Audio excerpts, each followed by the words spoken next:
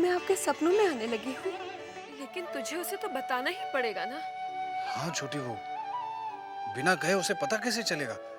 लेकिन छोटी बहू, डर यही है कि कहीं वो मुझे गलत ना समझ बैठे। हाँ जवा, मैं ही वो अतुल चक्रवर्ती हूँ जिसकी बचपन में तुम्हारे साथ शादी हुई थी।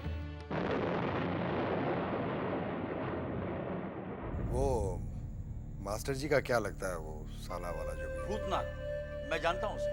खत्म करवा दो उसे, जान से मार दो।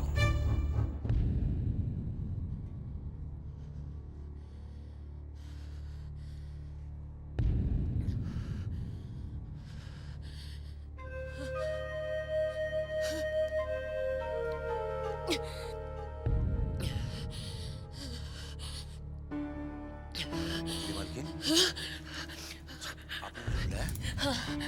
बहुत जरूरी बात है, लेकिन खबरदार, ये बात भूतनाथ के सिवाय किसी के कानों तक नहीं पहुंचे। बात क्या है मजली मालकिन? सुनो।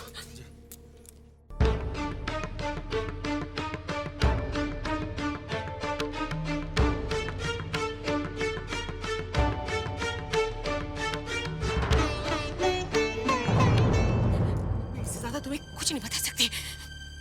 तुम बस उसे किसी भी तरह हवेली से रवाना कर दो और कहना कि मैंने कहा है। बस जाओ और सुनो, किसी को इसके बारे में ना पड़े। जाओ। ठीक है मजली मालकिन, आप परेशान मत हो, चिंता मत करें, हम उनको समझा देते हैं। मैं जा रहा हूँ, आप चिंता मत कीजिए।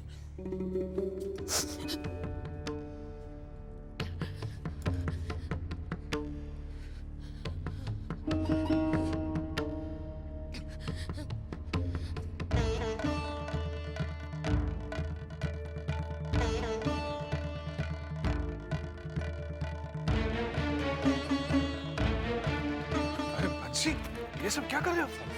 बहुत जरूरी काम है, रुकिए रुकिए, पहले हम दरवाजा बंद करें। दरवाजा बंद करें। क्या हुआ? क्या हुआ क्या? इधर, आप जितना जल्दी हो यहाँ से चले जाइए। क्यों? अब देखिए, क्यों का वक्त नहीं है, आप चले जाइए बस यहाँ से। देखो, जब तक तुम बताओगे नहीं मैं यहाँ से नहीं जाऊंगा। क्या हुआ? आपको कैसे बताएं?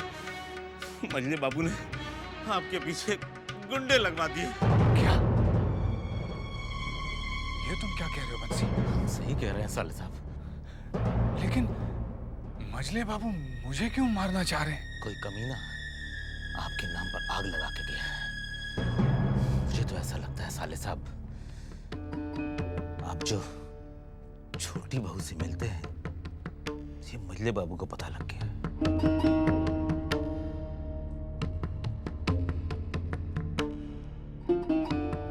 मेरा भगवान जानता है मेरा छोटी बहू के साथ कितना पवित्र रिश्ता है।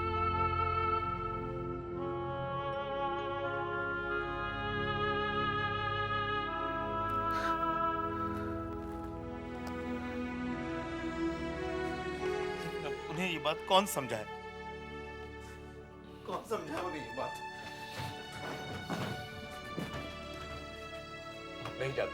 आप नहीं जानते हैं साले साहब कि मजले बाबू कितने खतरनाक आदमी है। मैं जानता हूँ उनको। उन्होंने कितने लोगों को मारकर इस हवेली के नीचे गाड़ दिया है। मुझे किसी की चिंता नहीं है, मुझे सिर्फ आपकी फिक्र है कि आप यहाँ से चले जाइए। लेकिन तुम्हें यह बात किसने बताई? अरे मजली बाबू रानी ने, मजली बाबू रानी। क्या? उन्होंने मजली बाबू से किसी से बात करते हुए सुन लिया, तो हमको फौरन बुला के बोली कि बंसी जल्दी जा और जाके भूतनाथ को इस हवेली से कहीं तो, हवेली से क्या इसे शहर से ही बाहर भेज दे। साले साहब, आप यहाँ से चले जाइए। नहीं बंसी, मेरे सर पर कुछ जिम्मेदारियां हैं और जब तक मैं उन्हें पूरा नहीं कर लूंगा मैं यहाँ से नहीं जाऊंगा, भले ही कुछ भी हो। पगला गए क्या? आपकी कैसी जिम्मेदारी है? अरे 1-2 दिन के बाद मुझे छोटी बहू को वरानगर ले जाना है और दूसरी जिम्मेदारी है चिंता की। चिंता की आपको क्या फिक्र है? अरे उसकी शादी की। शादी की? मैंने तुमसे कहा था ना कि विद्यासागर जी ने एक नई प्रथा शुरू की है। उन्होंने कहा है कि विधवाएं भी दोबारा शादी कर सकती है। उन्होंने अपने हाथों से कई विधवाओं की शादी करवाई है बंसी। हाँ, इसका मतलब है कि हमने चिंता की ब्याह होगा ना? बिल्कुल होगा, क्यों नहीं होगा। हाँ, मैं करवाऊंगा उसकी शादी। करेगा कौन साले साहब? अरे एक लड़का देखा है मैंने। हाँ, बहुत अच्छा लड़का है और मुझे यकीन है कि वो मेरा कहना नहीं टालेगा। भगवान, तेरी कैसी लीला है भगवान। ऐसे संकट के समय पे हमें चिंता है साले साहब की, और साले साहब ऐसे धन्य इंसान है कि उनको चिंता है चिंता की। तुम मुझे इतना बड़ा आदमी मत बनाओ बंसी। अब बहुत धन्य, अब बहुत धन्य। देखो अब तुम मुझे शर्मिंदा कर रहे हो। अब बोलने दीजिए। चिंता की जिम्मेदारी से जिस दिन हम मुक्त होंगे ना, समझो भगवान बहुत बड़ा काम कर देगा, बहुत बड़ा काम कर देगा। साले साहब, मगर अभी हमें आपकी फिक्र है। आप चलिए, आप चलिए, आप यहाँ से जाइए साले। आप तो क्या छोटी बहू अभी भी यही समझ रही है कि हवेली की हालत पहले जैसी है? साले साहब, छोटी बहू रानी को अब पहले की तरह कुछ भी याद नहीं रहता। भुलक्कड़ हो गई है। शराब ने छोटी बहू रानी के दिमाग को कमजोर कर दिया है एकदम। कुछ याद नहीं रहता है। अब देखिए ना, ये उस रोज की बात है, हमको बुलाई और बुला के पूछती है कि वो भूतनाथ को मैंने बुलाया किस काम से? किस काम से? अरे वही 12 नगर जाने के बारे में। ओह, अरे बंसी, वो बाबा कहीं बाहर गए हैं, पता नहीं आए हैं कि नहीं। मैं एक काम करता हूँ, कल सुबह जाकर खुद देख कर आता हूँ और फिर छोटी बहू को लेकर जाऊंगा। ये ठीक रहेगा। साले साहब, दिन भर आप भी कागज पत्तर बहुत थक गए होंगे, आराम कर लीजिए, जाइए। और हम भी चलें। आओ, दर्द हो रहा है आज। अपना ख्याल रखना। हाँ, चले।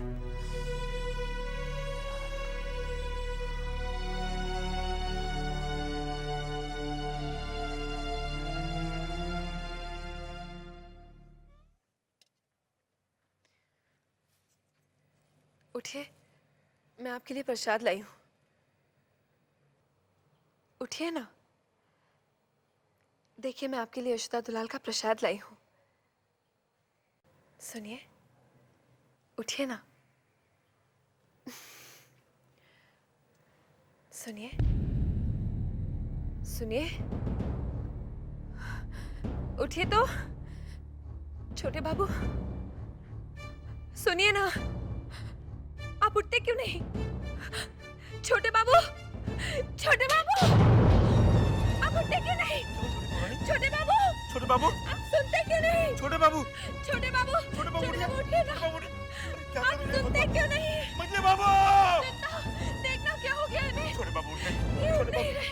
छोटे बाबू, मजले बाबू, जल्दी आइए। बंसी, ये क्यों नहीं उठ रहे? बंसी, क्या हुआ? क्या हुआ? शोर किस बात? जेठ जी, ये नहीं उठ रहे, ये नहीं उठते। छोटे, छोटे, छोटे, छोटे, छोटे, हम आए हैं, देख। छोटे, हम आए हैं। छोटे, आंखें खोल। छोटे, बंसी डॉक्टर को बुलाओ। छोटे, ए छोटे, क्या हुआ छोटी बहू? छोटे, छोटे, छोटे, क्या हुआ तेरे को? क्या हो गया है पता नहीं, मैं कब से कह रही हूँ, कुछ सुनते भी नहीं है। ए छोटे, छोटे, छोटे, आइए डॉक्टर बाबू। मजले बाबू, डॉक्टर बाबू। आइए डॉक्टर साहब, आइए। ये होश नहीं आ रहा डॉक्टर साहब। घबराने की बात नहीं, मैं देख रहा हूँ। आंखें नहीं खोल रहा है। क्या हुआ डॉक्टर साहब?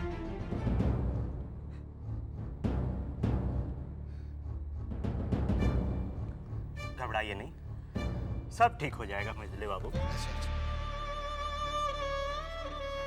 नब्ज तो बराबर चल ही रही है, बहुत जल्द ही ठीक हो जाएंगे। अच्छे हो जाएंगे ना? जी हाँ, अभी छोटे बाबू बेहोशी की हालत में हैं। देखिए, तब से कुछ बोलता ही नहीं। मैं फिर कल आकर देख जाऊंगा मजले बाबू। अच्छा ना?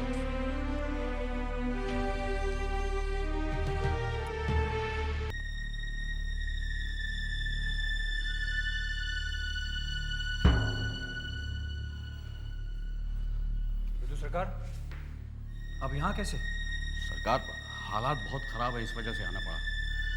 साफ साफ बताइए क्या बात है। मैं सीधे अदालत से आ रहा हूँ। मजली बाबू को भी नहीं मालूम कि मैं यहाँ आया हूँ।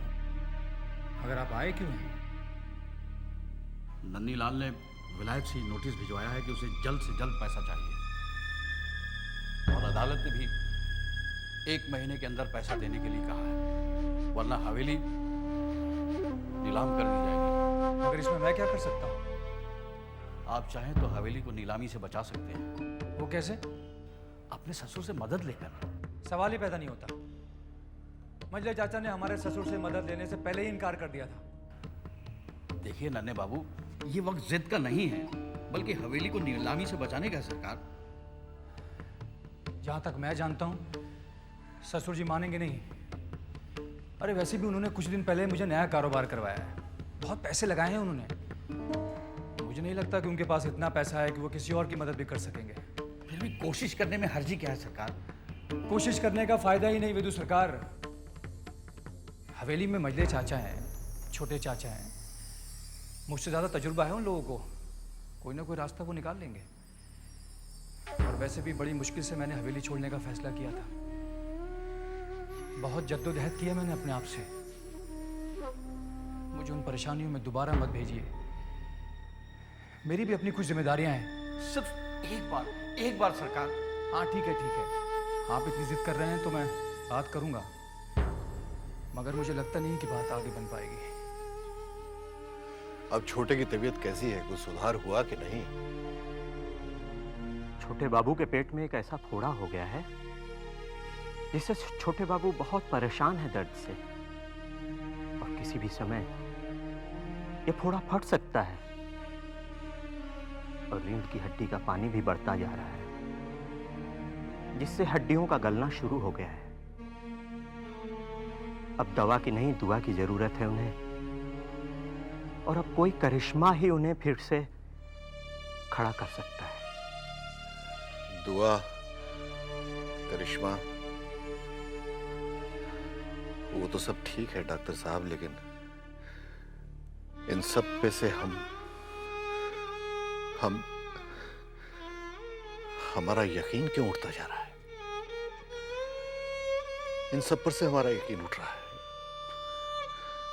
मालिक बहुत बड़ा है, लेकिन फिर भी यकीन क्यों नहीं आता? कहीं हम अंदर से टूटने तो नहीं लगे? खोखले होते जा रहे हैं, यकीन नहीं आता। चलिए दुआ मांग लेते हैं, दुआ मांग लेते हैं। As you needed my help to come out of India, I too was looking for your help to get rid of my husband. Goodbye, Nanny.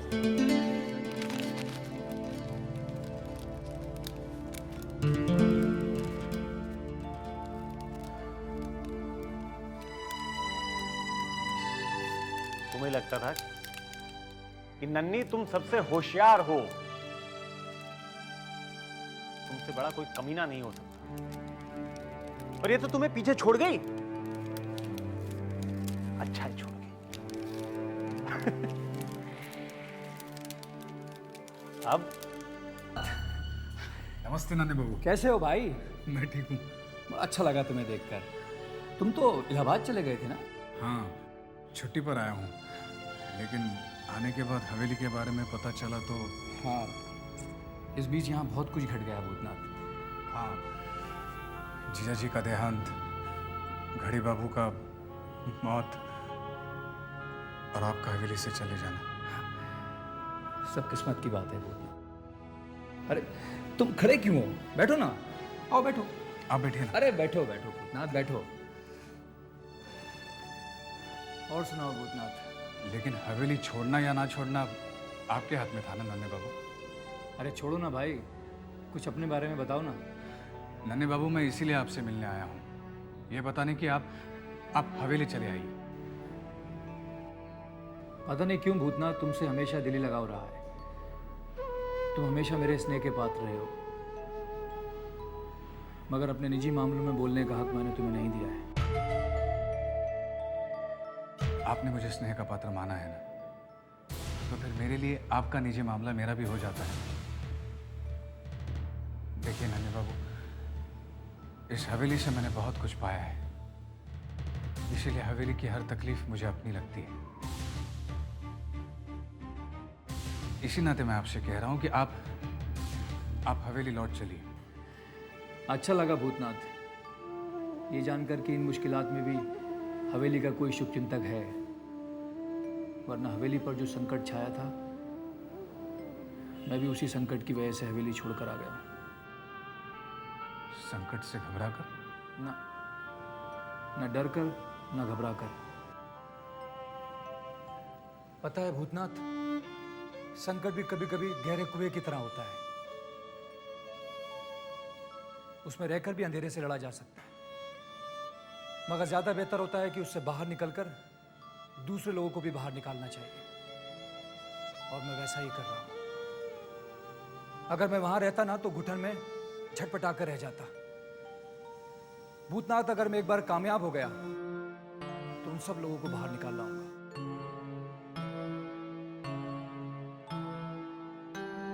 नन्हे बाबू, मिसाल तो आपने बहुत अच्छी दी, लेकिन ये देखिएगा कहीं देर ना हो जाए।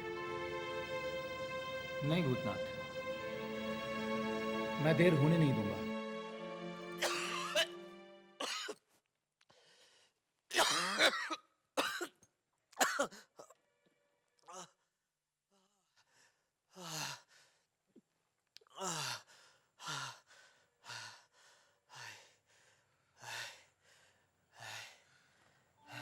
छोटे, अरे भाई साहब, आप आइए बैठिए। नहीं तुम लेटे रहो, तुम लेटे रहो।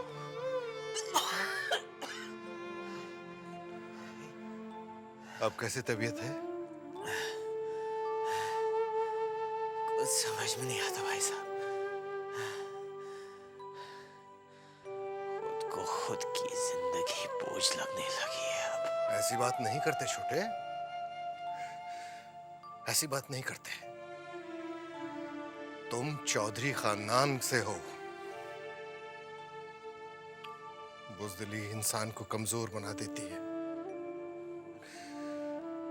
हौसला रखो, सब ठीक हो जाएगा। तुम ठीक हो जाओगे छोटे। जानते हैं भाई साहब, हमारी वजह से आपको कितनी तकलीफ पहुंच रही होगी। हम ये भी जानते हैं आप कितने अकेले पड़ गए होंगे। अकेले तो पड़ गए छोटे, मगर हिम्मत नहीं हारेंगे। समझ जाएंगे हम।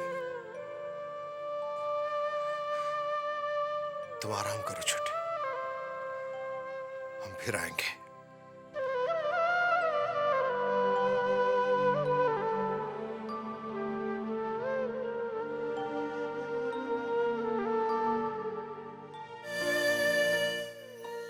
जैसे भी हो, मैं उन्हें जरूर पहचान लूंगी। जैसे वो वापस आ जाए, मैं बारानगर चली जाऊंगी बाबा से मिलने। तो बेटे, हम तुम्हारे स्वाभिमान पर चोट पहुंचाने नहीं आए थे। लेकिन पहुंच रही है चोट हमें। हर लड़की के भाग्य में यही लिखा है।